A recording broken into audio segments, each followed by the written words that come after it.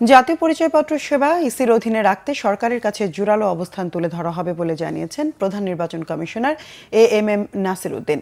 এদিকে দাবি পূরণে বৃহস্পতিবার থেকে কঠোর মানববন্ধন কর্মসূচির ঘোষণা দিয়েছে Bangladesh election commission officers association. NID সেবা ইসির অধীনে রাখার দাবিতে দুপুরে আগারগাঁয়ে নির্বাচন কমিশন সচিবালয়ে এনআইডি উইংসের কর্মকর্তা কর্মচারীরা সিসি কক্ষের সামনে অবস্থান কর্মসূচি পালন করেন। পরে প্রধান নির্বাচন কমিশনার এএমএম নাসির উদ্দিন বলেন, শীঘ্রই ইসি থেকে সরকারের কাছে লিখিত চিঠি পাঠানো হবে। এছাড়াও 12 তারিখের মধ্যে দাবি মানা না হলে 13 তারিখ বৃহস্পতিবার সকাল 11টা থেকে দুপুর 1টা পর্যন্ত সারা দেশে নির্বাচন অফিস সচিবালয়ে মানববন্ধন কর্মসূচি পালন করবে সংগঠনটি। সিসি বলেন, সরকার থেকে এমন কোনো সিদ্ধান্ত নেওয়া হবে না যেন সামনের জাতীয় নির্বাচনে ব্যাঘাত সৃষ্টি হয়। এবং সরকার, আমি বিশ্বাস করি যে এগুলো আপনাদের যে উদ্বেগ, যে এখন আপনাদের যে কনসার্ন যেটা সৃষ্টি হয়েছে, এটা আমরা সরকারকে জানাবো।